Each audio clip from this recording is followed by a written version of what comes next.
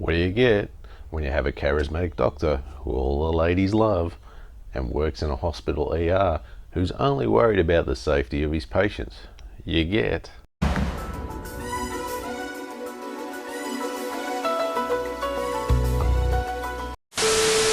No, wrong show. But damn, you're pretty close, I'll give you that. Okay, let's have another crack.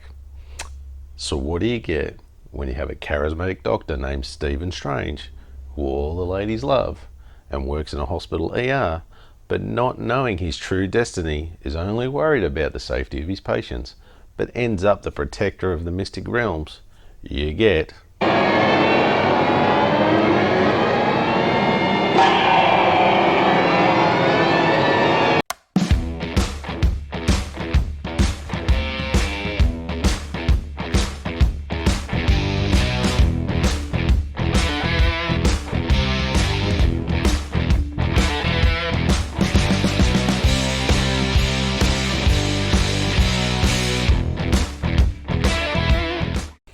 Hi, I'm Troy Bailey, and welcome to the Comic Book Movie Collector's Guide, your insight into collecting all things superhero cinema, from movies to TV shows and cartoons, on all formats of physical media, from 4K to Blu-ray and DVD. Today we are looking at Doctor Strange, the superhero TV movie, which has a runtime of 93 minutes and aired on the 6th of September 1978 in a 2-hour block from 8 p.m. to 10 p.m. on the American TV station CBS. The movie was written and directed by Philip DeGuere, and he also produced the movie alongside Alex Beaton and Gregory Hoblit. The film was released in 1987 and then again in 1995 on VHS, and later released on DVD for the first time on the 1st of November 2016 by Shout Factory. The movie itself was specifically made for TV as a pilot for a proposed television series in the same vein as The Amazing Spider-Man and The Incredible Hulk TV shows, which were popular at the time, but CBS did not pick up Doctor Strange as a series due to the poor ratings. The story is primarily an origin story of how Dr. Stephen Strange becomes the Sorcerer Supreme, and introduces us to the world of the mystic arts and the demonic threats he must protect the world against. The disc in case. So I have this DVD version here that I picked up. I like the look of the cover. They've definitely, how can I put it, photoshopped this to look like the 2017 Doctor Strange movie, because he ain't wearing that costume in this movie, I'll tell you that right now. But yeah, overall not too bad. I like the look of the font there on the side. That works really well with your other Doctor Strange, if you have them together like I do. Nothing too spectacular on the back, just some shots of the show and whatever else. And of course the inside, I don't mind this. They've done a nice colour shot there on the disc. I do prefer this sort of look on a disc, just something a little more arty. Overall, I don't mind it at all, even though it has a Photoshop cover. It does look good, and I will give this an 8 out of 10.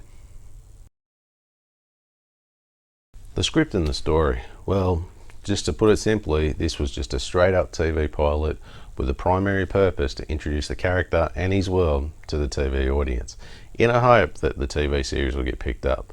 Now, it does do that with the script, and it's like very 70 shows you would see from that time, but it does a very slow pace for the first 2 acts. It's almost makes you think you're watching a hospital drama and not a superhero series. It takes way too long to set up the 3rd act, and then when they get to the 3rd act they rush everything and just jam it all in the end, and then you only get like 2 minutes of action with the titular character, and then you spend, by what my calculation, I think it's about 2 minutes and 40 seconds in total in the Doctor Strange costume, which if you're trying to sell an audience on that character, at least have him in the costume for a bit of the show. And I think that's where it lets it down.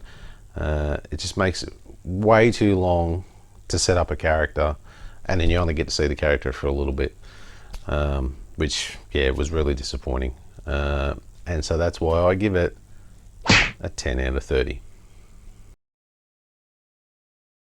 from page to screen. For the characters, you have to take into account that it's a 70s TV movie, so the budget and effects were not great, but they do the best with what they had. The Doctor Strange costume, it looks like a cosplayer did it on a budget, and their only point of reference was if someone had just told them what it was like, and they only got a feel for it, but they didn't actually get it comic book accurate. But as far as the acting went, like I said, you have to take into account this is the 70s, so it was pretty standard for the time, really. The main actors you had were Peter Hooton as Dr. Stephen Strange, Jessica Walter as Morgan Le Fay, and John Mills as Thomas Lindmer. They all did pretty well with the script they were given.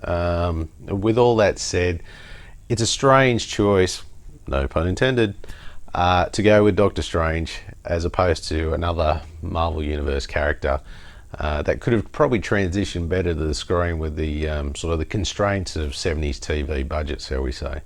And so with that, I only really give it an 8 out of 20. Special features. I've got a feeling this one's going to be pretty quick. There are none.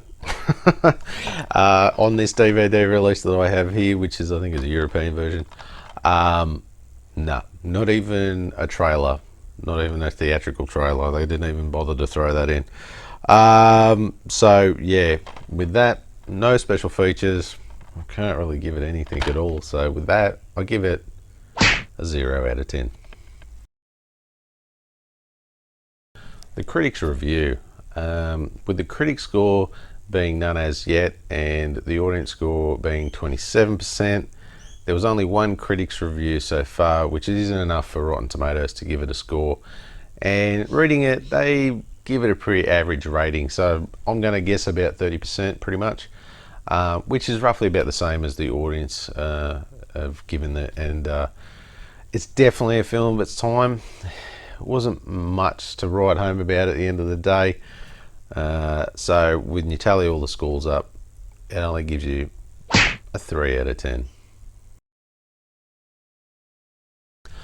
My review. So this wasn't a bad effort on their part to have a crack at a character like Doctor Strange for TV, but unfortunately with the technology and the budget, it just wasn't going to be there to convey the world of Doctor Strange in all its glory from the comic books.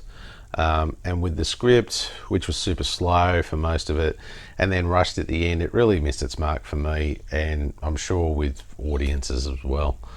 I don't think this show would have really worked even if they did have the script, better script and a better budget, special effects budget.